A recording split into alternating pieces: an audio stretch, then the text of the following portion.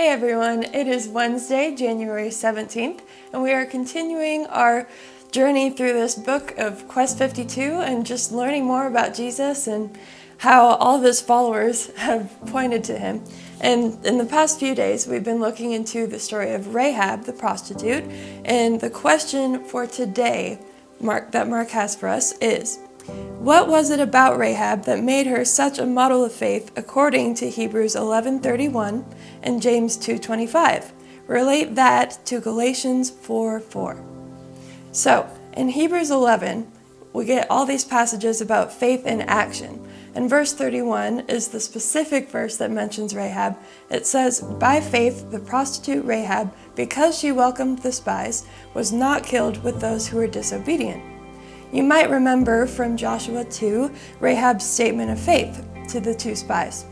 But she didn't just believe that God would be victorious, she took the opportunity to act in response to her belief and helped God's people in their plans to take the city for the Lord.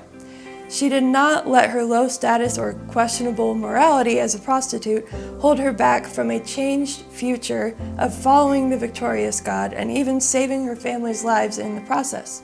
So God had a plan, she recognized that, and responded with action. Now James 2:25 also mentions Rahab. It says, "In the same way as Abraham, was not even Rahab the prostitute considered righteous for what she did when she gave lodging to the spies and sent them off in a different direction?" Well, stating her faithful deeds, it says that they were credited to her as righteousness even before her life as a prostitute was cleaned up, as you might say.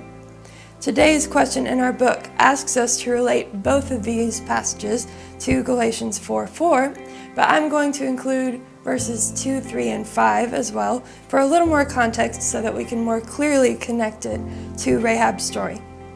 It says, "The heir is subject to guardians and trustees until the time set by his father. So also, when we were underage, we were in slavery under the elemental spiritual forces of the world.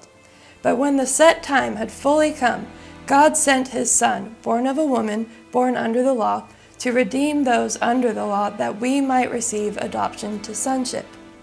Now, what stood out to me from this little section of Is Life Random and this passage was the time set by the Father. That's the specific phrase.